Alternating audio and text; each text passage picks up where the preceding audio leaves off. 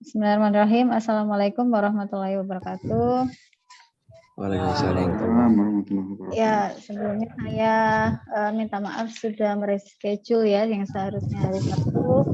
Kembali saya ulangi lagi ya kuliah di hari Minggu karena memang saya rasa kalau hari Minggu lebih banyak yang bisa hadir ya, maksudnya fokus gitu. Walaupun itu sedikit menyita waktu keluarga ya. Hari ini juga untuk materi perancangan produk sebenarnya saya ingin membahas diskusi lebih jauh karena pekan kemarin kan saya sudah memberikan video pembelajaran ya, walaupun itu video tahun lalu sih. Dan saya juga sudah memberikan materi PDF-nya. Jadi hari ini saya sih berharap kita diskusi saja gitu ya, diskusi dari referensi yang sudah mungkin dieksplor oleh teman-teman di sini gitu ya, dan mungkin pendapat saya atau teori yang saya sampaikan atau langkah-langkah perancangan yang saya sampaikan itu ada yang salah, nanti bisa disampaikan. Selain itu nanti saya akan florkan soal tugas besar juga, tugas besarnya seperti apa, nanti kita lihat bersama. Yang jelas tugas besar ini akan menjadi nilai UAS juga ya. Jadi nilai UASnya itu adalah ending dari tugas besar ini. Dan pelaporan kemajuan dari tugas besar ini akan menjadi nilai tugas. Gitu. Nah, sebelum saya mungkin sedikit mereview materi ya, HOKI yang sisanya kemarin kan baru sampai step 2. Ini sudah pada baca belum ya untuk materi saya yang saya sampaikan kemarin? Atau untuk menu-menuin CSO aja? Belum dibaca maksudnya? Sedikit, Bu. Apa? Mau jujur juga sungkan sebenarnya. Ya, mau tapi jujur gimana? Mau jujur sungkan ya. Mau Jujur salah, nggak jujur tambah salah. Ya. Terus akhirnya mau apa? Jujur apa nggak jujur? Jujur aja lah, jujur. Jujurnya gimana? Belum, oke. Dia gimana yang udah semangat nih kemarin kayaknya udah langsung cari referensi itu gimana? Akhirnya nemuin referensi itu, dibaca nggak referensinya? Lewat juga. Aduh, terus gimana? Pencitraan aja ulhak itu, Bu.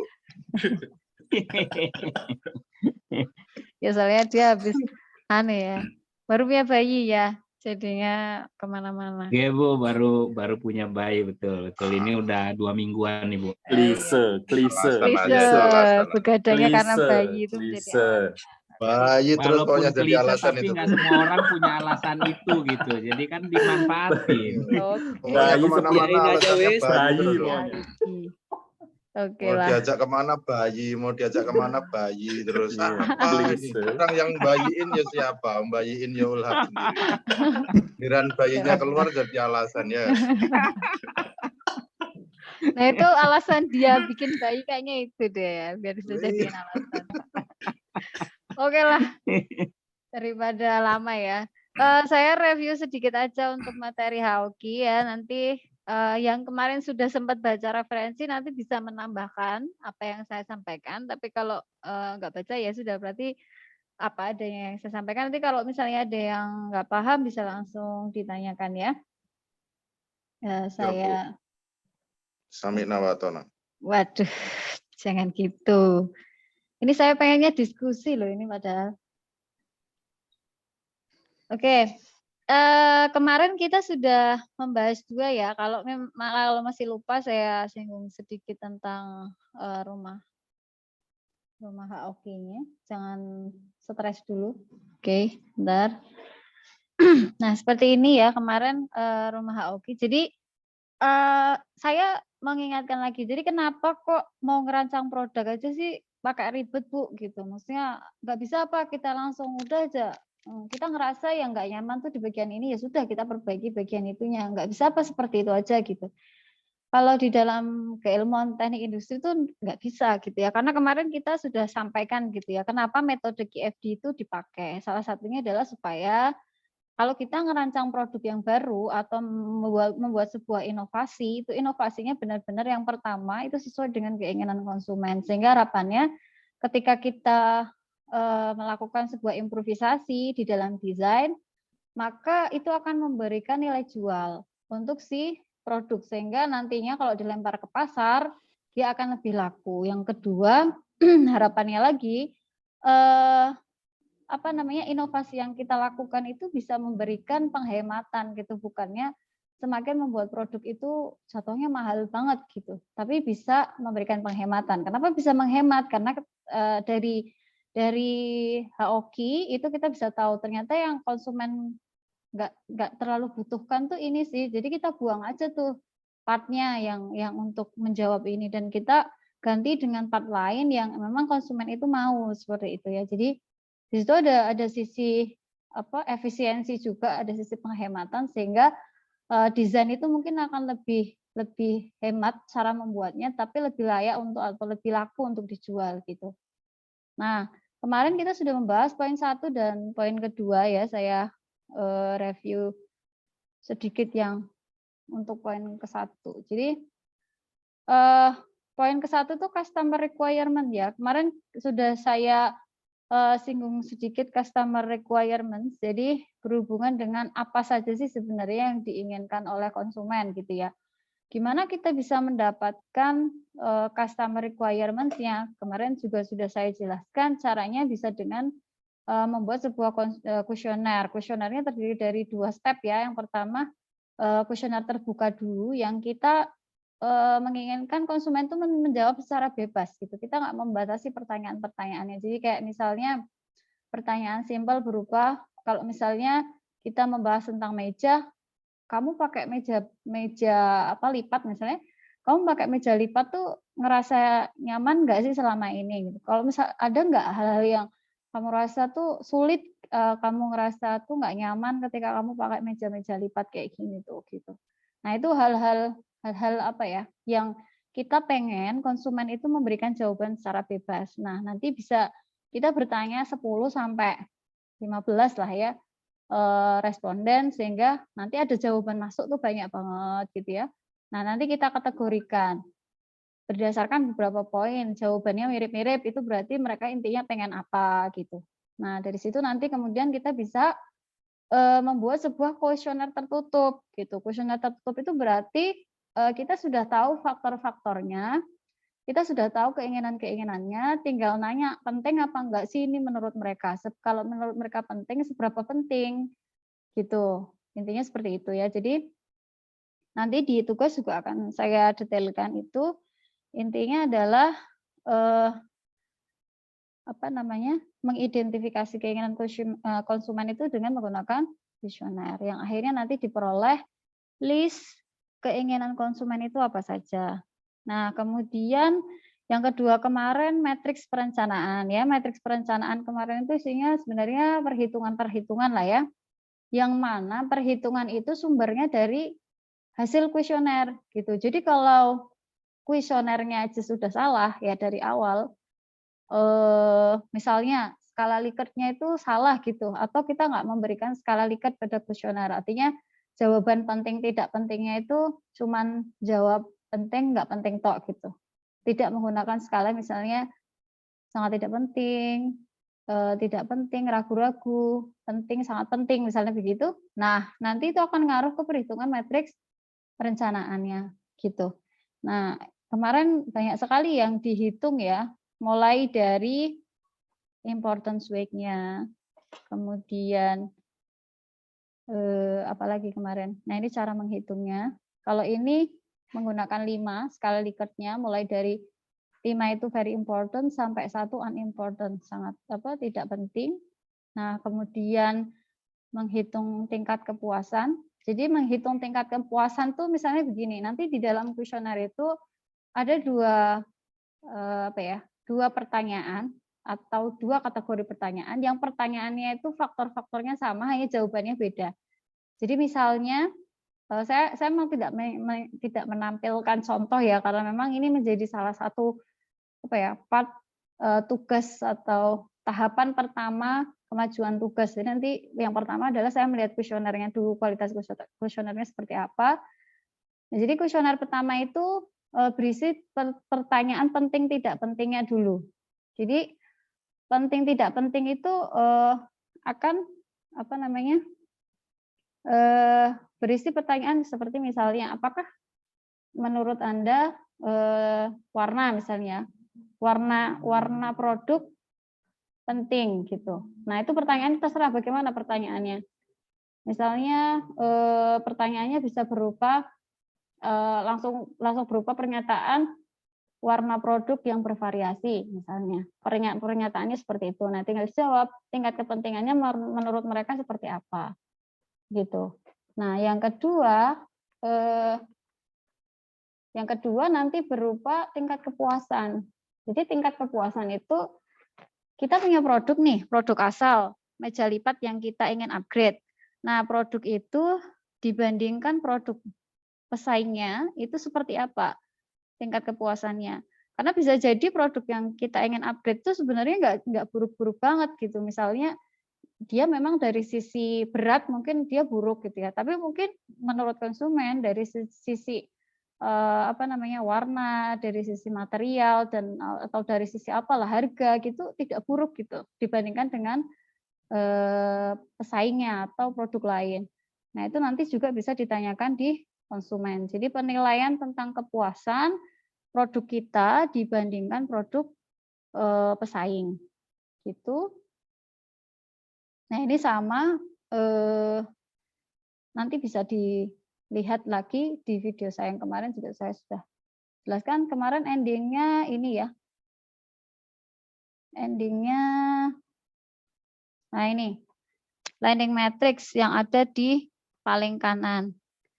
Ya. Intinya adalah overall weighting. Nah, di overall weighting ini sebenarnya poin kita untuk melihat keinginan konsumen yang mana sih yang dia punya proporsi dari yang paling tinggi sampai paling rendah. Nah, ini akan menjadi acuan untuk desainer dalam menentukan mereka mau prioritas upgrade apa gitu untuk memenuhi keinginan yang mana gitu. Kalau ini misalnya yang paling tinggi 11,2 itu doesn't restrict movement atau tidak mengganggu gerakan. Nah, yang kedua apa nih? Misalnya ini 8,4 comfortable when hanging gitu ya. Nyaman ketika menggantung gitu ya. Nah, ini bagian dari jawaban-jawaban konsumen yang harus diterjemahkan ke dalam bahasa teknis ya. Intinya seperti itu.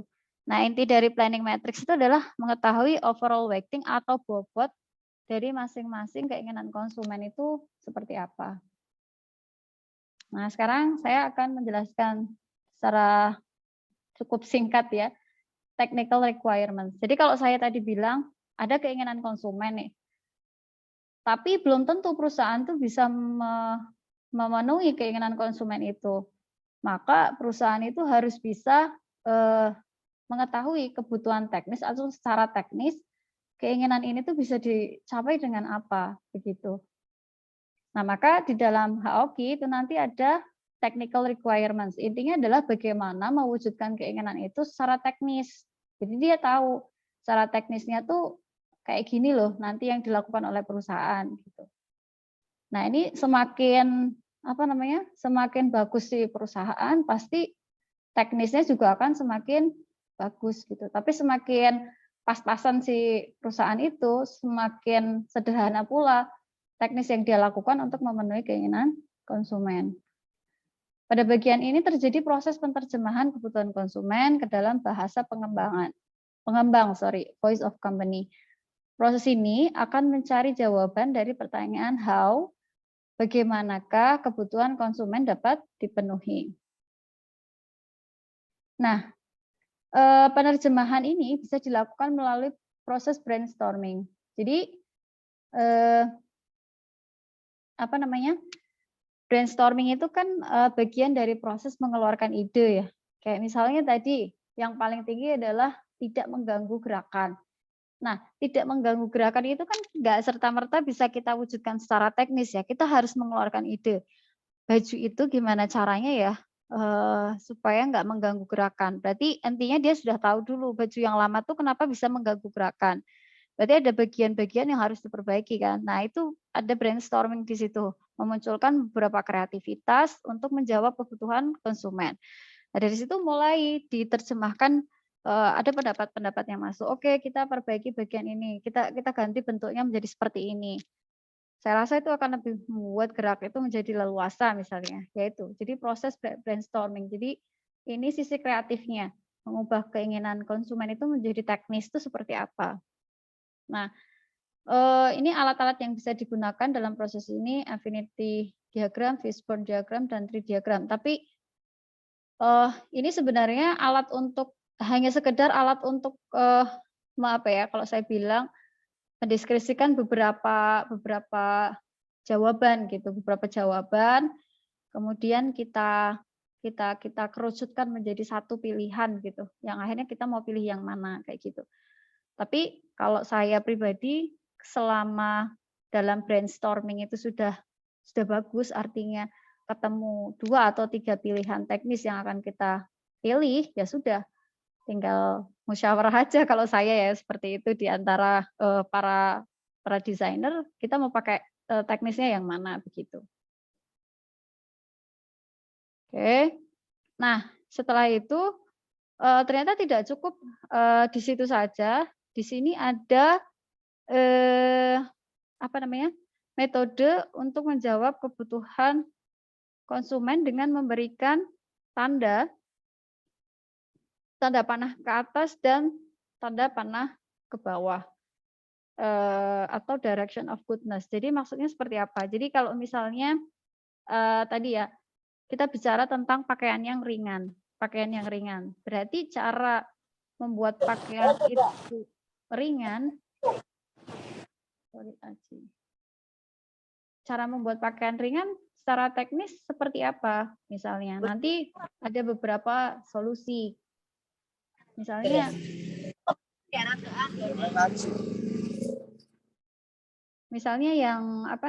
yang dicontohkan di dalam kasus adalah mengatur berat, dia menyebutnya sebagai bagian pelana gitu ya. Bagian pakaian itu namanya pelana gitu. Nah, dia mengatur berat si bagian pelananya itu. Nah, itu secara teknis dia mengusulkannya seperti itu. Nah, nanti di dalam customer requirements tinggal dikasih tanda panah atau ke bawah atau ke atas gitu. Yang artinya apa? Kalau ke atas tuh berarti kita mencari nilai maksimum. Kalau ke bawah berarti kita cari nilai minimum yang paling mungkin. Jadi kalau misalnya tadi permasalahannya adalah berat si pakaian, berarti kita tandanya adalah minimum. Berapa nilai minimum yang bisa kita pakai untuk untuk membuat si pakaian itu tuh menjadi ringan gitu. Material apa misalnya. Nah, itu berarti tandanya ke bawah. Kita lihat contoh aja yang paling gampang ya. Misalnya ini, hardness weight, ya tadi berat. Berhubungan dengan berat pasti kita tandanya ke bawah ya. Kita cari yang paling ringan. Kemudian yang berhubungan dengan kekuatan, kita ke atas. Gimana kita bisa, jadi nanti kesimpulannya gimana kita bisa mencari mungkin yang ringan tapi paling kuat gitu. Kemudian misalnya number of colors, jumlah warna. Kita mau jumlah warnanya bagaimana? Kalau memang warna itu menjadi sesuatu yang penting untuk konsumen, maka kita berusaha membuat sebuah desain yang dia secara warna itu bervariasi. Berarti kita cari nilai maksimumnya ke atas. Yang lainnya ke atas kecuali hardness weight tadi ya, atau berat. Karena memang konsumen itu pengennya yang ringan. Jadi kita cari nilai minimumnya. Nah, ini contohnya begini.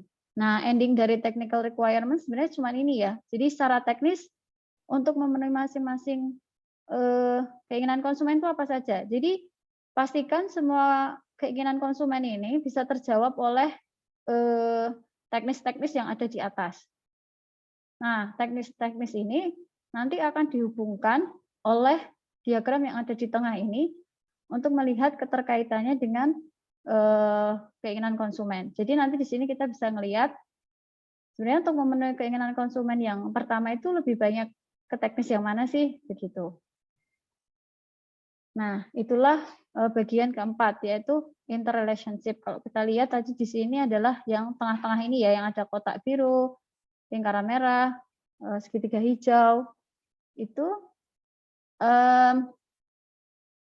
bagian ini untuk apa? Jadi untuk melihat hubungan antara kebutuhan konsumen dengan kebutuhan teknis.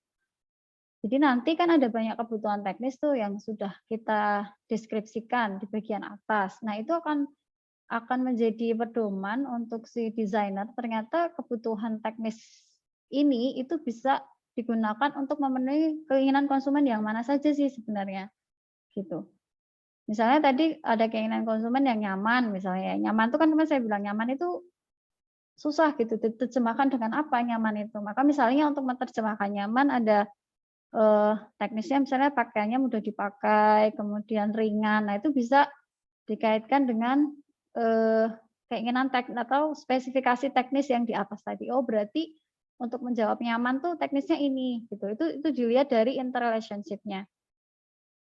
Nah, di tabel atau bagian interrelationship itu ada pembagian kategori hubungannya ya. Jadi ada merah itu kalau hubungannya tinggi, artinya secara teknis dia itu akan mempengaruhi sekali pemenuhan keinginan konsumen yang dimaksud.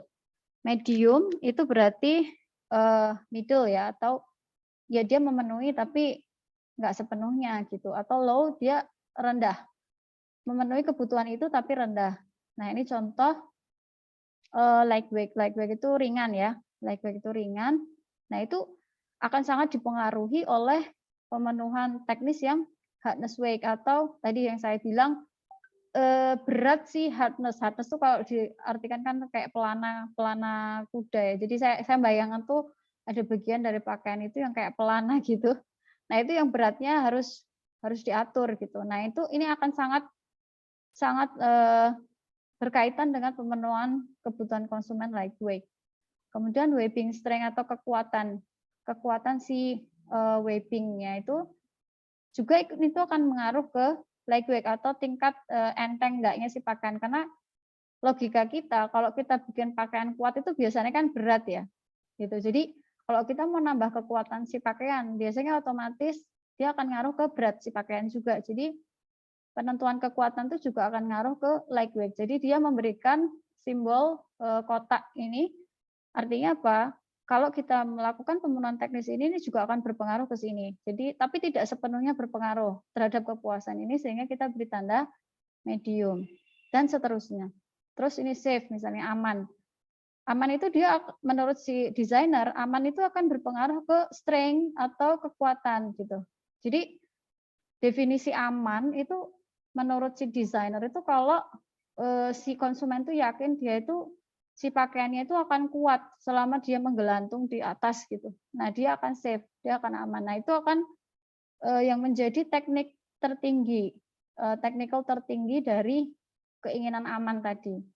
Dan seterusnya. Jadi yang menentukan ini siapa, Bu? Gitu. Yang menentukan ini sebenarnya adalah desainer sendiri berdasarkan asumsi-asumsi yang dia pahami untuk memenuhi kebutuhan ini secara teknis itu pakai cara apa gitu.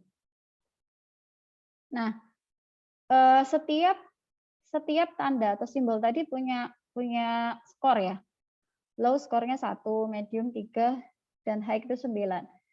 Dan ini beberapa contoh yang saya lihat di template ya, ada beberapa template yang menggunakan skornya itu tidak 139. Ada yang 157 ya, ada yang 137 gitu. Jadi beda-beda. Nah, nanti silahkan mahasiswa mau pakai seperti apa, yang intinya di sini desainer itu menentukan sendiri bagaimana jarak antara low dengan medium dengan high. Itu jaraknya seperti apa. Kalau memang antara medium dengan high itu jaraknya jauh, maka bisa dari 3 ke 9 gitu ya. Tapi kalau jaraknya ya sama seperti low ke medium ke high ya bisa 1 ke 3, 3 ke 5, atau 1 ke 3, 3 ke 7, dan seterusnya. Gitu. Jadi nanti bisa dilihat lagi di beberapa contoh atau template atau artikel jurnal ya. Nanti saya rasa akan menemukan juga bahwa skor ini bisa beda-beda, nggak harus 139 gitu. Nah, ini contoh. Jadi ending dari poin keempat adalah hanya simbol-simbol ini, di mana simbol-simbol ini akan punya skor tadi ya, 139. Kenapa sih Bu kita perlu memberikan skor gitu? nanti tujuannya adalah untuk menentukan technical priorities. Secara teknis kita mau prioritaskan teknis yang mana, intinya begitu. Tapi sebelum ke technical priorities, kita lihat technical correlation dulu. Jadi tadi kita sudah tahu secara teknis kita pakai buat kita pakai teknis apa saja untuk memenuhi keinginan konsumen. Nah, ini fungsinya adalah untuk mengetahui ada hubungan negatif dan positif antara satu keinginan teknis dengan keinginan teknis lainnya. Ya, negatif itu adalah apabila hubungan yang terjadi adalah menyebabkan penurunan terhadap yang lain atau tidak saling mendukung. Sedangkan positif apabila hubungan yang terjadi adalah menyebabkan peningkatan terhadap yang lain atau saling mendukung. Langsung ke contoh. Misalnya ya, ini cara menggambarkannya. Tanda positif itu kalau kita tarik berarti ke sini, ke mid standar, dan ke webbing string. Artinya adalah mid standar ini di dalam contoh artinya sesuai standar ya. Mereka menggunakan standar Eropa. Artinya apa? Kalau mereka udah menggunakan standar Eropa, berarti mereka akan memenuhi ketentuan kekuatan si pakaian itu. Jadi antara memenuhi standar dengan klasifikasi kekuatan pakaian itu linear gitu, saling mendukung. Tapi ada yang negatif, contohnya hardness weight dengan webbing strength. Artinya apa? Dia pengennya ringan tapi kuat. Nah itu kan agak susah, karena tadi saya bilang biasanya kan kalau kita pengen kuat itu kan nggak ringan gitu, sehingga dia tandanya negatif. Atau ketika kita memenuhi keinginan ringan, maka biasanya kita mengabaikan sedikit kekuatan. Atau kalau kita memenuhi kekuatan, kita akan mengabaikan sedikit yang ringan. Maka ini tandanya negatif. Nah, di dalam technical correlation ini, tanda plus minus ini menjadi menjadi pedoman aja sih untuk si desainer ketika mereka ingin menentukan, mereka ingin memberikan berat berapa atau kekuatan berapa gitu. Jadi seperti memberi trade off antara satu hal teknis dengan teknis lainnya. Ya sama seperti yang ini misalnya berat dengan ketebalan. Biasanya kalau tebal berarti berat, padahal kita pengen ngurangi beratnya. Kan nggak bisa kita ngurangi berat tapi tetap tebal. Kan susah gitu ya. Jadi ini tandanya negatif. Oke, jadi ada juga yang bisa komen sedikit boleh ya Bu? Oke, boleh. Jadi ada juga yang produk ini di luar pakaian ya Bu. Jadi bisa dia ringan, kemudian tipis, tapi biasanya itu yang dikorbanin harga biasanya. Sementara di banyak produk itu kan keinginan customer selalu harga murah, tapi kualitas bagus gitu ya. Contoh, kita bisa dapat ringan, kemudian tipis, itu kayak sepeda gitu ya. Itu kan ada bahan karbon. Jadi karbon itu kan ringan tuh, bahkan orang ngangkat gitu ya. Dan itu juga kuat gitu. Tapi ringan diangkat tapi berat di kantong gitu. Oke, ya, good. Jadi itu contoh lain ya. Ya, jadi tadi kalau saya sampaikan, jadi ada material yang dia bilangnya thickness-nya ya, mungkin tebalnya ya. Tebal tapi tetap ringan gitu ya. Contohnya tadi karbon. Sehingga kalau misalnya kita gambarkan di dalam technical requirements, jadi tandanya apa dong tuh berarti? Ada juga yang tidak ada tanda sama sekali, berarti itu tidak saling mempengaruhi. Artinya kita mau nambah berapapun tebalnya, dia juga tidak akan menambah berat gitu. Atau kita ya itu tadi, kayak misalnya ini tidak ada korelasi nih antara mid standard dengan weight atau ringan enggaknya. Nah ini dianggap tidak ada hubungan, sehingga ya dia tidak memberikan tanda plus atau minus gitu. Intinya tanda plus atau minus ini menjadi perhatian memang ketika kita mencari hal-hal teknis yang sifatnya itu bertentangan dan saling mendukung. Jadi kalau tadi yang Zia sampaikan, mungkin thickness dan hardness weight tadi tidak menjadi sesuatu hal yang saling mendukung ataupun saling merugikan, tapi lebih ke harga gitu ya misalnya. Berarti nanti bisa yang diberi tanda itu adalah thickness atau weight-nya tadi dengan harga gitu. Jadi memang yang diberi tanda itu adalah poin-poin yang dirasa memberikan ini tadi hubungan Jadi ada saling mendukung ataupun saling tidak mendukung. Adapun yang tidak ada hubungan apa-apa ya tidak perlu diberi tanda. Begitu.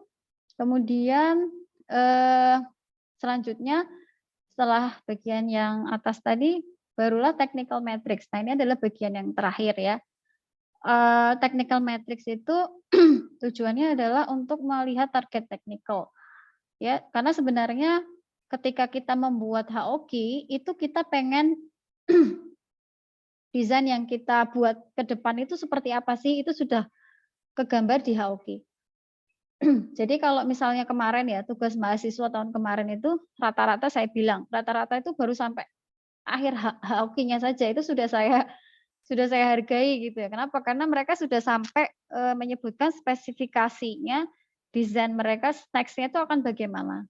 Belum sampai ke wujudnya, bendanya seperti apa. Tapi saya sangat apresiasi sekali untuk yang sudah sampai jadi wujudnya seperti apa. Jadi, oh akan menjadi begini toh, secara penampakan gitu. Karena namanya desain ya, itu kan berarti harus ada bentuk bendanya, enggak cuma kata-kata.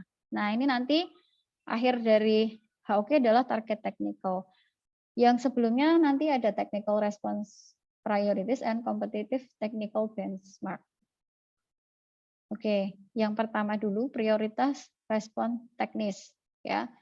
Prioritas respon teknis secara sederhana itu dapat dihitung dengan penjumlahan antara matrix interrelationship yang dikali dengan bobot dalam overall weighting. Jadi memang tadi yang saya bilang, nah ini kita technical priority itu untuk melihat sebenarnya teknis yang mana sih yang akan kita ambil untuk memenuhi kebutuhan konsumen yang sudah kita cari itu gitu. Nah, caranya adalah dengan mengalihkan antara bobot correlation dengan overall weighting-nya. Jadi ini dihitung per kolom ya, dihitung per kolom. Jadi per technical requirements-nya. Misalnya untuk hardness weight tadi lingkaran merah, kotak biru dan kotak biru. Maka cara menghitungnya berarti ini 9 dikali 3 ditambah 3 dikali 11,2 ditambah 3 dikali 6. Kemudian totalnya adalah 78,6. Nah, ini kita hitung untuk semua technical requirements. Nanti kita akan ketemu di sini. Misalnya ini contohnya 3 aja ya. Jadi oh berarti ternyata technical yang berkaitan dengan hardness weight ini punya bobot tertinggi untuk memenuhi kebutuhan konsumen.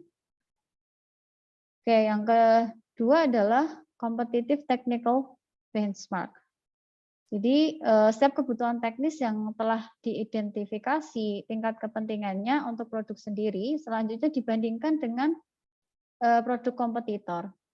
Jadi tujuannya adalah untuk melihat posisi teknis produk yang ada saat ini dan untuk membantu dalam membuat target tingkat performansi. Jadi yang saya sampaikan tadi, belum tentu produk kita itu buruk di semua aspek dibandingkan pesaing kita. Bisa jadi ada bagian-bagian tertentu yang di kita bagus, tapi di pesaing kita jelek, atau sebaliknya di kita jelek, di pesaing kita itu bagus. Nah, maka di sini kita identifikasi, kita benchmark secara teknis. Misalnya ini our product ya. Our product itu berarti produk awal sebelum dikembangkan ya. Itu seperti apa? Misalnya tentang meet standar atau memenuhi standar ya. Produk kita sudah memenuhi standar. Begitu juga dengan kompetitor A dan kompetitor B. Berarti sama-sama memenuhi standar. Oke, sama-sama bagus. Kemudian our product terkait hardness weight. Ternyata beratnya 174 gram. Kalau kita lihat 2 kompetitor yang lain, ternyata ada loh yang lebih berat dari kita pakaiannya gitu ya. Ternyata kompetitor A itu sampai 193. Tapi kompetitor B memang lebih ringan. Nah, berarti kita punya target nih untuk kita harus memperingan pakaian kita gitu. Tapi sampai berapa ringan? Nah, itu nanti yang akan kita tentukan di dalam target. Demikian juga untuk benchmark yang lain, misalnya webbing strength atau kekuatannya. Nah, ini juga ternyata kita nggak parah-parah banget gitu ya. Ada yang kekuatannya di bawah kita. Tapi ada juga yang di atas kita. Nah, kita mau meningkatkan kekuatan sampai berapa? Atau mau kita buat tetap, tidak berubah, itu juga nggak masalah gitu. Ini jumlah warna, kemudian jumlah ukuran, dan lain sebagainya, dan seterusnya. Ini kita identifikasi, kita bandingkan dengan kompetitornya. Nah, kemudian yang selanjutnya adalah target teknisnya. Kita mau mentargetkan peningkatan berapa dan apa yang kita tingkatkan atau apa yang kita turunkan dan berapa kita meningkatkan dan menurunkannya itu kita tuliskan dalam target teknis. Jadi misalnya tadi sudah kita identifikasi dan akhirnya kita susun desain targetnya. Berkaitan dengan standar, berarti karena sudah sesuai standar, kita buat sesuai standar kan ya. Kemudian yang ini tadi apa berat ya? Beratnya ternyata diturunkan menjadi sampai 160 gram, kemudian kekuatannya dibuat sama, kemudian pilihan warnanya dinaikkan sampai 8 warna, ukurannya dari 4 ukuran, jenis ukuran menjadi 6 ukuran, kemudian ini apa? Ketebalan, dan seterusnya, dan seterusnya. Jadi ini adalah desain target atau target desain kita. Nah, sebenarnya kan kalau dari desain target ini kita belum bisa membayangkan ya, ini pakaian ini akan menjadi seperti apa gitu kan, kita belum bisa membayangkan karena bayangan kita adalah kalau misalnya tadi misalnya berhubungan dengan meringankan pakaian bisa diganti materialnya, tapi apakah hanya dengan cara itu gitu atau tidak perlukah kita mengganti desain misalnya seperti itu atau ukurannya misalnya seperti apa? Kalau misalnya meja kursi itu berubah ukuran kan otomatis bentuknya juga berubah gitu dan otomatis juga perlu digambarkan ulang yang baru seperti apa bentuknya kan seperti itu. Nah, maka tergantung dari desain target juga sebenarnya desain yang baru akan menjadi seperti apa gitu. Nah, ini nanti harapannya bisa dijelaskan juga di dalam tugas. Jadi dalam tugas itu tidak hanya dijelaskan tentang bentuk bendanya tetapi juga bisa misalnya desain target yang berupa fitur atau misalnya berupa warna misalnya tadi yang warnanya sebelumnya sekian menjadi berapa warna dan lain sebagainya dan itu bisa dijelaskan di dalam tugas begitu. Next desain targetnya akan seperti apa. Nah ini terakhir ya. Oke sudah selesai untuk HOKI ya kira-kira seperti itu. Untuk HOK-nya sebelum saya ke mungkin sedikit tentang deskripsi tugas, ada yang mau ditanyakan terkait ini? HOK. Boleh. Apa nih, Ringo? Ya Bu. Gimana? Untuk yang KFD-nya ini, KFD. ini berarti metodenya hampir sama seperti list of customer ya Bu ya. Karena kan untuk implementasi kan seringnya pakai VOC ya Bu. Voice of customer, iya, oke. Penggunaan visioner, terus lebih ke pembahasan teknis lah. Ini berhubung baru dengar KFD ini, apakah metodenya samakah atau ada perbedaannya? Oke. Gitu sih. Jadi untuk KFD, terima kasih. Oke. Ya, jadi untuk KFD kan kemarin sebenarnya sudah saya jelaskan. KFD itu ada 4 step ya, ada 4 tahapan fase KFD itu. Yang pertama adalah membuat house of quality, kemudian ada parts deployment atau penyebaran komponennya akan menjadi apa saja komponen dari produknya, kemudian proses planning, perencanaan prosesnya, tahapan prosesnya bagaimana untuk membuat si produk itu, dan sampai terakhir production plan-nya.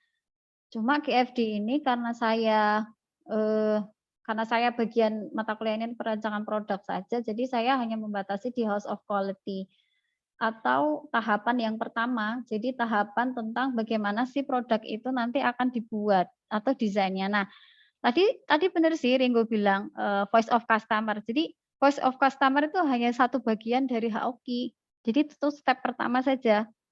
Jadi bagaimana kita bisa mengetahui keinginan konsumen. Tapi setelah itu di HOK itu tidak cukup kita mengetahui keinginan konsumen. Kita juga harus tahu secara teknis itu dibuatnya seperti apa. dan kemampuan si perusahaan untuk mewujudkan keinginan konsumen secara teknis itu apa? Caranya bagaimana? Gitu. Tadi saya sudah sampaikan, semakin bagus perusahaan tuh biasanya secara teknisnya juga akan semakin bervariasi ya, semakin bagus. Tapi semakin sederhana perusahaan, mungkin untuk menjawab keinginan konsumen itu juga caranya juga sederhana gitu. Jadi kelebihan dari metode GFD, terutama tools-nya yang HOK itu, dia tidak hanya melihat konsumen itu butuh apa, tapi dia juga akan melihat kemampuan si perusahaannya seberapa gitu. Berarti tergantung detail dari menangkap masalah yang ada di customer itu ya, Bu? Menangkap masalah, betul, menangkap masalah yang ada di customer dan mengetahui kemampuan perusahaannya, mengetahui kemampuan diri sendiri. Jadi karena ini tugasnya, sebenarnya tugas ini kan kalian bukan bagian dari perusahaan ya. Jadi kalian otomatis nggak tahu sebenarnya perusahaan tuh cara perusahaan untuk memenuhi kebutuhan itu sampai seberapa besar kan kalian nggak tahu karena kalian posisinya cuma desainer saja. Jadi ya itu nanti bisa kalian bayangkan aja kalau misalnya memenuhinya seperti itu untuk perusahaan-perusahaan di Indonesia pada umumnya seperti apa, bisa apa enggak seperti itu, misalnya tergantung produk gitu. Ya, berarti ini tugasnya ini kan ya kalau untuk voice of customer karena nggak mungkin kita collect datanya ya sebatas yang kita tahu lah ya di Indonesia ini seperti apa. Tapi yang nggak kalah penting ini Bu, kalau misalkan kalau tadi kan Bu Anita bilang ya tergantung kemampuan si perusahaan. Boleh nggak kita pakai asumsi itu adalah asumsi yang terbaik kan kita ini kan juga cuman tugas gitu ya Bu ya. Cuman tugas yang penting masuk akal, kita pakai asumsi kita mendesain untuk perusahaan yang paling mapan gitu, yang paling bagus lah gitu. Supaya mengeksplor ideasnya itu lebih bebas gitu ya. Iya, bisa, sangat bisa. Jadi mengasumsikan bahwa yang akan mewujudkan desain kita itu adalah perusahaan yang sudah mapan gitu ya dengan semua peralatan yang dia punya, mungkin kecanggihan teknologinya juga itu sangat bisa. Dan sedikit catatan tadi untuk voice of customer gitu ya. Kalau untuk voice of customer kita nggak bisa pakai asumsi, maksudnya kita nggak bisa mendeskripsi sendiri untuk konsumen tuh pengen apa itu nggak bisa. Jadi karena tadi sudah saya sampaikan ya. Jadi salah satu cara adalah dengan membuat sebuah kuesioner. Itu bisa kuesioner online juga. Kayak misalnya kalian pengen produk apa? Misalnya smartphone aja lah. Kebayang ya, mungkin ada yang pengen mengupgrade smartphone. Nah, smartphone apa? Nah, itu ya berarti kalian harus mencari misalnya konsumen yang pernah pakai smartphone itu, ya kalian beri kuesionernya begitu. Jadi kita tidak mengasumsikan konsumen tuh pengennya kayak gini. Oh, yang konsumen nggak puas di sini itu nggak bisa kita asumsikan. Jadi nanti saya tetap akan lihat data kuesionernya gitu. Ya, artinya kita tugas ini wajib bikin kuesioner ya Bu ya, dan itu mengumpulkan. Ada minimum berapa gitu Bu? Ada. Apa namanya? Ada, ya. Minimum korespondennya itu? Ada. Ya, jadi nanti akan langsung saya coba jelaskan ya. Ini sebenarnya saya belum Sabar Mas ya, sabar. Belum sampai tugas Mas. Ya, ini saya belum selesaikan untuk stepnya sih. Kemarin saya memang baru bikin 3, nanti saya selesaikan ya. Ini saya coba share dulu aja. Oke Bu, mau nanya Bu. Betul? Betul. Siapa boleh? Anang, boleh. Siap. Ya, terima kasih untuk pertanyaannya ini terkait dengan House of Quality. Tadi itu di dalam materi itu kan ada atapnya atau roofnya. Kalau misalkan ketika kita membuat template atau checklist itu, apakah itu wajib harus ada bentuk roofnya tadi, itu yang bisa kita lengkapi dengan korelasi yang positif negatif tadi, itu yang pertama. Kemudian yang kedua adalah terkait dengan customer requirement itu berarti tadi ya sama dengan voice of customer ya. Kemudian untuk technical requirement itu yang dimaksud apakah sama dengan functional requirements gitu. Dan untuk apa namanya importance rating tadi itu apa namanya untuk pengaliannya itu tetap sesuai dengan apa namanya rumus yang seperti konstanta tadi ada 139 atau yang lainnya berdasarkan apakah kita menentukan sendiri atau apa gitu Bu untuk importance-nya tadi, terus untuk dikaitkan dengan apa namanya keterkaitan dan rasio beban berat atau bobotnya tadi itu. Oke, Itu dulu, ini oke. Ini ke materi ya kayaknya. Saya coba nggak balik ke ke slide karena sudah buka ini. Jadi untuk pertanyaan pertama tadi ke customer requirements ya? Customer requirements ini untuk apa? kayak checklistnya tadi kan ada Roof-nya ya, roof ya. Roof-nya itu apakah tetap harus kita Oke. buat seperti itu atau itu Iya. hanya opsional saja atau gimana gitu? Ya, jadi bentuk HOQ itu sebenarnya ya seperti itu, seperti rumah, dan itu bentuk template baku sebenarnya, hanya kalau di beberapa template yang berbeda. Kemarin saya belum yang Zia belum nemu template ya kemarin ya. Di anak reguler sudah ada itu yang nemu template Excel-nya itu di bagian planning matrix sampingnya itu sudah ada bagan lagi. Itu bentuk grafik lah. Itu bentuk grafik yang menandakan tingkat kebutuhan konsumen dari yang paling tinggi ke yang paling rendah dibuat grafik seperti itu. Nah, ada juga posisinya itu berubah. Jadi yang interrelationship itu di sebelah kanan, planning matrix-nya itu di sebelah kiri gitu. Jadi urutannya tuh customer requirements, planning matrix, baru interrelationship gitu. Nah, itu sebenarnya beberapa template kan ada yang beda ya. Tapi saya harap ya sesuai dengan template yang saya sampaikan. Jadi kalau tetap ada roof, tetap ada atapnya tadi yang menunjukkan tanda plus minusnya tadi untuk sesuatu yang memang saling mendukung dan saling tidak mendukung gitu. Dan itu sebagai catatan untuk desainer secara teknisnya. Berarti dan ketika kita lihat pun kalau misalnya nanti presentasi saya pasti akan tanya terutama yang poin negatif-negatif itu. Kalian akan memilih ke arah yang mana ketika ada yang negatif-negatif itu? Akan memilih untuk pencapaian ke yang harga, misalnya kalau tadi case-nya Zia, harganya murah, enggak apa-apa tapi nggak perlu terlalu tebal atau nggak perlu terlalu kuat, atau kalian mengutamakan kekuatan walaupun harganya sedikit naik gitu. Nah, itu yang akan saya explore di situ. Bagaimana kalian mengambil keputusan untuk memilih teknis yang itu. Jadi itu harus tetap ada. Kemudian yang kedua terkait dengan perhitungan planning matrix itu ya itu sesuai rumus ya memang begitu. Nah, dan saya yakin pasti nanti pada bingung ketika mengisi planning matrix gitu. Makanya saya pengennya ini dicoba dulu, dijalankan, kemudian kerjakan tugas karena nanti tugas besar ini ada step by step yang harus dikumpulkan ya. Bagian 1 nanti dikumpulkan, bagian 2 dikumpulkan sampai akhirnya di ending tuh di UAS tuh harus dipresentasikan gitu. Dan ketika planning matrix-nya ada yang salah, pasti akan ketahuan karena ini bagusnya kalau membuat HOQ itu di Excel aja. Jadi kalau di Excel itu kan bentuk-bentuknya bisa kita bisa kita main-mainkan juga, tapi rumus-rumusnya juga kita tinggal klik-klik aja gitu loh. Tinggal kita klik-klik aja kali-kali tambah kurang itu kan gampang, dan saya ngeceknya juga gampang kalau misalnya rumusnya salah gitu.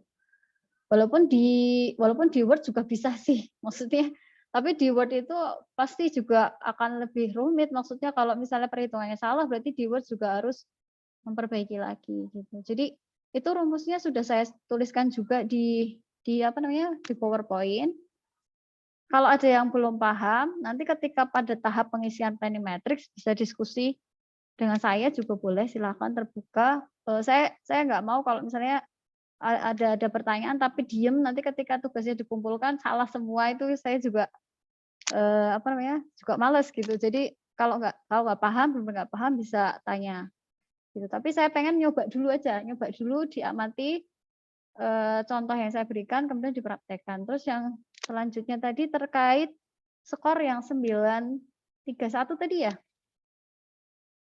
Itu Jadi ada 139, terus mungkin tadi Ibu menyampaikan mungkin ada 7, mungkin 8, itu kita mengambilnya bagaimana? Kita referensinya yang mana gitu? Iya, jadi itu memang itu kan tadi sebenarnya contoh ya. Contoh, jadi ada beberapa yang memang tidak pakai poinnya 139. Ada yang 137, ada yang 157. Nah, itu bisa melihat beberapa referensi contoh penggunaan metode QFD untuk perancangan produk gitu. Bisa dari artikel jurnal, bisa dari skripsi atau dari manapun. Tapi kalau nggak mau cari referensi ya tadi yang seperti yang saya sampaikan. Jadi angka itu adalah jauh pendeknya itu tergantung penilaian si desainer. Jadi kalian membatasi antara low dengan medium itu seberapa jauh sih? Kalau asumsi low ke medium itu jauh, sangat tidak berpengaruh dan berpengaruh tapi middle, setengah-setengah itu jaraknya jauh. Berarti ya bisa 1 sama 5. Terus antara medium dan high itu misalnya dekat ya bisa 5 dengan 7 atau 5 dengan 9 misalnya begitu. Jadi itu tergantung keinginan si desainer dalam melihat tadi kaitannya antara teknis itu untuk memenuhi kebutuhan konsumen gitu. Nanti bisa coba dicari saja beberapa referensi yang ada gitu ya. Tapi kalau memang ya sudah Bu, saya nggak mau repot gitu ya. Saya mau pakai contohnya Bu Anita aja ya, silahkan, nggak masalah.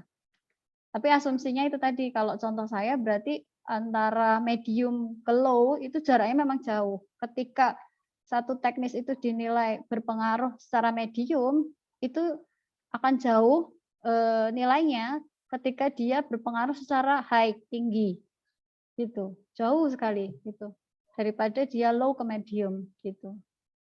Kan perbandingannya juga kelihatan 1 ke 3, 3 ke 9, kan jauh sekali. Ya, kira-kira begitu ya. Ya. Terima kasih, Bu.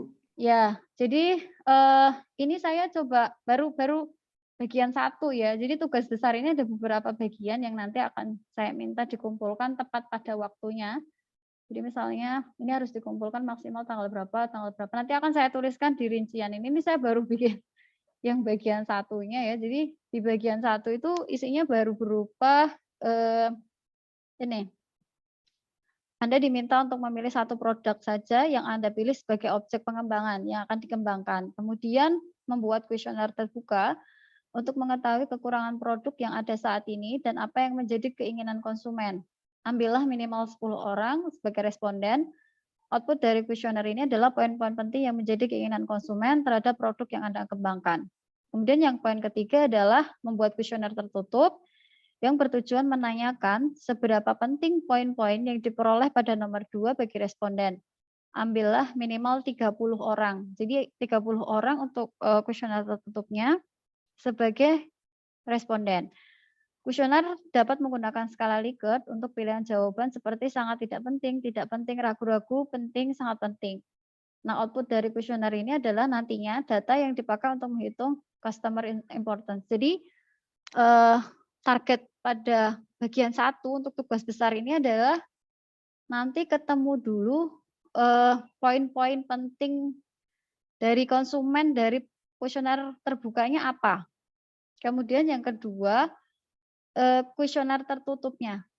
Kuesioner tertutup. Jadi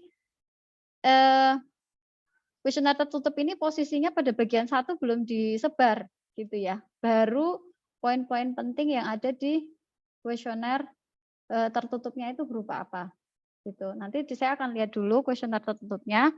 Jika sekiranya di dalam kuesioner tertutup itu ada poin yang sekiranya tangible gitu ya, maksudnya ambigu, ini yang ditanyakan tuh sebenarnya mengenai apa sih? Kan kadang ada tuh kuesioner yang dia nanya itu jawabannya juga nggak tahu ini mengharapkan jawaban yang seperti apa. Nah itu kan berarti harus diperbaiki dulu kuesionernya. Nanti saya berikan feedback.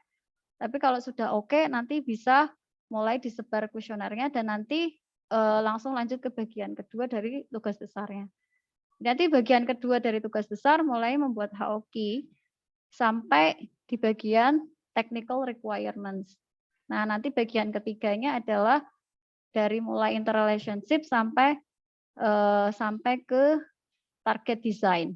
Dan yang terakhir, karena target design itu adalah sudah terakhir, maka bonusnya adalah desain produknya itu. Yaitu nanti yang bagian terakhir, yang itu akan dipresentasikan di UAS gitu. Jadi step ini hanya terdiri dari 3 tahapan tugas ini, yaitu yang pertama adalah fase yang nanti kuesioner, kemudian kuesioner disebar sampai akhirnya ketemu overall weighting, terus nanti kalian menyusun technical requirement-nya seperti apa, itu step keduanya. Setelah itu di step ketiga berarti sudah ada desain produknya seperti apa. Nah, ini step ketiga ini nanti langsung dipresentasikan di UAS gitu. Itu ya kira-kira paham ya, gambaran tugas besarnya ya. Ibu izin tanya, Bu?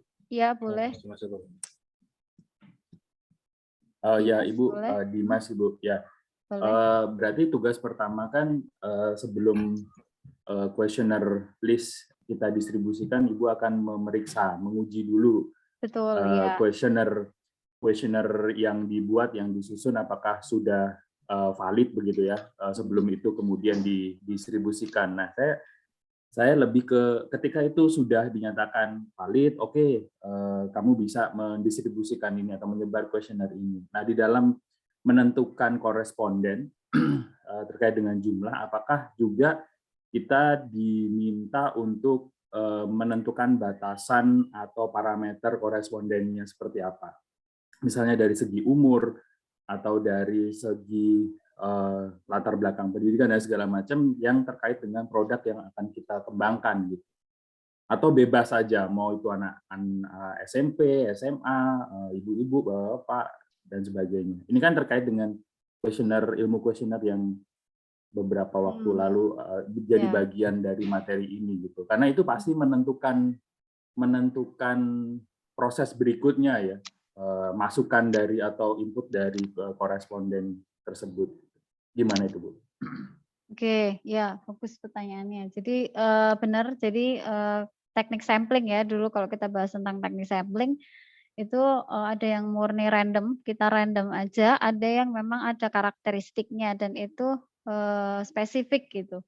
Nah, untuk yang tugas ini seperti apa? Nah, untuk yang seperti itu saya serahkan kepada mahasiswa ya. Karena gini, ada mahasiswa yang memilih produk itu memang produknya itu nggak banyak orang yang beli gitu ya, nggak banyak orang yang beli.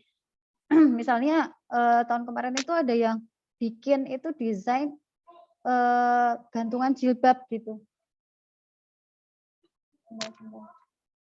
Ya, iya nanti. Nah itu kan nggak banyak orang yang pernah pakai gantungan jilbab gitu ya.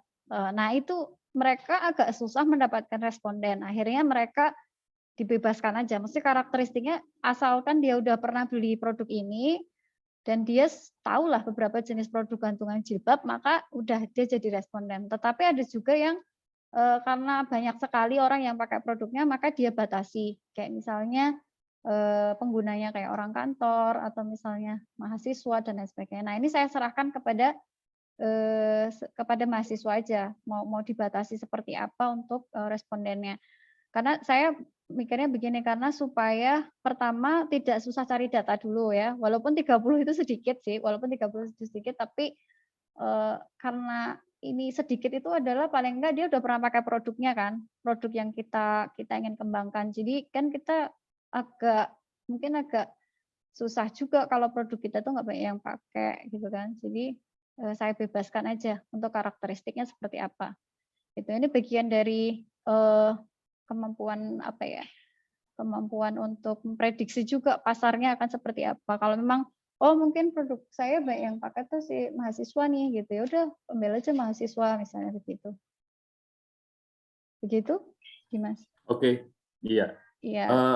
Terakhir Bu, ketika kita melakukan distribusi atau penyebaran survei, apa itu namanya, kuesioner, itu bisa nggak dilakukan online? Apakah mahasiswa dituntut untuk menyebarkan secara langsung gitu? Enggak, online manual bisa. Atau bisa? Online bisa ya? Online bisa, iya. Oke. Kebanyakan memang online karena lebih gampang untuk dapat respondennya. Cuman tadi itu saya ya ada yang kalau online itu kan memang gampang disiasati juga ya. Maksudnya kita mengisinya juga ada yang asal-asalan gitu. Cuman nanti Asal-asalan. cuman ya ini lebih ke kalau tugas itu saya memang mengandalkan kejujuran juga ya. Jadi memang benar-benar kita belajar untuk mendapatkan data yang valid itu seperti apa. Jadi kalau misalnya memang konsumen itu tidak pernah memakai ya nggak usah ngisi gitu. Oke, clear Bu. Terima kasih. Satu Ya. aja dulu. Oke, selanjutnya tadi. Izin Bu. Ya. Tanya Bu. Siapa ya Ringo? Ya. Untuk yang tadi tugas nomor 2 dan nomor 3 kan yang nomor 2 ada 10 responden ya. Yang nomor 3 tadi ada 30 responden. Nah, itu diambil dalam satu waktu atau berbeda waktu karena kalaupun berbeda waktu nanti kan ada potensi korespondennya berbeda orang ya Bu. Iya. Ya, jadi itu beda waktu karena emang beda. Jadi kita bisa bilang orang yang kita wawancarai di kuesioner terbuka, dia bisa aja ngasih jawaban juga di kuesioner tertutup gitu. Jadi sebenarnya kuesioner terbuka itu kita pakai untuk eksplorasi poin-poin penting menurut konsumen itu apa gitu. Jadi kita berharap ada banyak jawaban bebas yang masuk ke kita tentang apa sih yang mereka inginkan kayak gitu. Jadi sebelum kita membuat sebuah kuesioner tertutup yang sudah jelas pertanyaannya, kita kan harus tahu kuesioner konsumen tuh pengennya apa. Lah nanti dari situ kalian pasti akan mendapatkan banyak sekali poin. Nah, itu yang akan menjadi tantangan. Poin itu mau kalian masukkan semua ke HOQ atau mau kalian tadi kelompokkan berdasarkan kesamaan maksud, misalnya kayak gitu. Misalnya nanti dari kuesioner terbuka 10 orang tuh ternyata mereka ada 20 keinginan nih yang menurut yang jawaban berbeda 20. Tapi setelah kalian kategorikan ternyata 20 itu kalau kita kategorikan intinya cuma 5 atau 6, misalnya kayak gitu. Maka yang kalian masukkan ke kuesioner tertutup pasti kan hanya 6 poin itu kan untuk melihat tingkat kepentingannya gitu. Jadi orang yang kalian mintai jawaban di kuesioner terbuka itu bisa aja mereka juga ngisi kuesioner tertutup, nggak masalah. Berarti tidak masalah itu, maksudnya untuk orang yang beda ataupun yang nggak masalah, iya. Dan diperhatikan orang yang mengisi kuesioner terbuka ya, maksudnya mereka yang punya jawaban yang bagus itu biasanya memang mereka yang paham tentang produk itu. Jadi kalau orang yang paling ya beli produk itu hanya untuk ya lagi pas butuh itu ya saya beli gitu misalnya. Saya pas butuh meja lipat, ya udah tak beli meja lipat. Dia nggak pernah milih-milih gitu. Adanya itu ya tak beli itu. Dia nggak pernah tahu ada produk lain yang berbeda, dia nggak pernah tahu. Nah, kok konsumen seperti ini yang jangan dipakai untuk kuesioner terbuka gitu.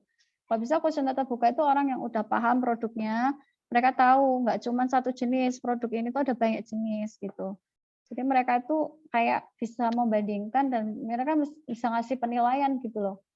Menurut mereka tuh nggak nyaman, ada nggak nyaman nggak sih, atau yang membuat nyaman dari produk ini tuh apa gitu. Itu yang membuat enak apa dan membuat nggak enak apa, itu bisa jawabannya bisa sangat bervariasi gitu. Gitu ya. Oke. Cukup. Nah, kalau cukup berarti nanti seperti yang sudah saya sampaikan, karena ini sudah pertemuan ke-10 ya, harusnya pertemuan ke-10 di pekan ini. Berarti untuk sampai ke UAS itu kan berarti tinggal 4 pekan ya, tinggal 4 kali pertemuan. Sedangkan step tugas saya itu ada 3, di mana yang ketiga itu nanti dipresentasikan ke UAS, di UAS gitu. Berarti nanti untuk untuk deadline-nya tugas ini bisa saya prediksi ya. Nanti ada deadline-nya juga saya tuliskan di rincian tugas. Untuk deadline tugas ini itu 1 minggu, dan yang bagian kedua itu 2 minggu, dan yang bagian ketiganya itu 2 minggu, tapi nanti yang bagian ketiganya tidak perlu diupload ya, tapi langsung presentasikan ketika UAS gitu. Dan karena kelompok ini juga karena kelas ini juga banyak, pesertanya ada 66, maka saya kembali lagi memberi opsi ya, seperti halnya di mata kuliah APK dan Ergonomi 1, saya memberi opsi untuk membuat tim atau kelompok, tapi maksimal hanya 2 orang saja. Gitu. Silakan kalau yang mau 2 orang, nanti tapi mengisi di list kelompok ya. Nanti akan saya beri link drive di CSO, silakan diisikan. Jadi misalnya Zia sama si Tenggo misalnya jadi satu kelompok, ditulis aja yang sudah ngisi di Excel misalnya sampai kelompok 3, nanti berarti kelompok 4 itu si Tenggo sama si Zia, nanti selanjutnya tinggal menuliskan di bawahnya begitu. Kalau ada yang mau memilih cuman ngerjain sendiri, maksudnya daripada dia berkelompok tapi teman kelompoknya nggak mau kerja misalnya, atau karena waktu kerja yang nggak sinkron sehingga nggak bisa diskusi kelompok, jadi memilih untuk ngerjain sendiri ya nggak masalah juga. Tinggal ditulis aja dia single gitu. Jadi dan apakah berdua itu akan berpengaruh terhadap yang ngerjainnya single itu? Kalau saya nggak berpengaruh ya, karena itu bagian dari pilihan gitu. Kalau misalnya ternyata yang ngerjain berdua itu kualitasnya lebih bagus daripada yang ngerjain single, ya tetap otomatis nilainya tetap tinggi yang berdua itu ya, karena saya memang melihat kalau berdua itu belum tentu gampang juga gitu, karena kekompakan itu kadang lebih sulit daripada kerja sendiri gitu. Jadi nanti saya bebaskan aja, silakan nanti bisa mengisi. Jadi nanti sebelum upload tugas besar, nanti silakan bisa diisi di list kelompoknya, apakah dia sendirian ngerjainnya atau berdua gitu. Jadi nanti akan saya upload di CSO. Ada yang mau ditanyakan? Cukup, Bu. Cukup ya, oke. Alhamdulillah kalau sudah cukup. Fokus berdoa dapat koresponden 40 aja nih, Bu.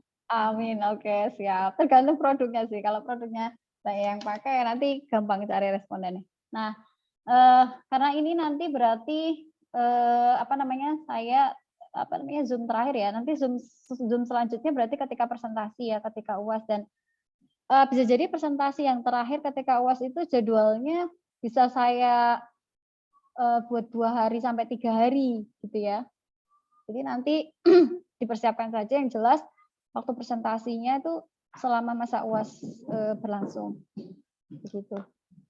Oke, saya cukupkan ya untuk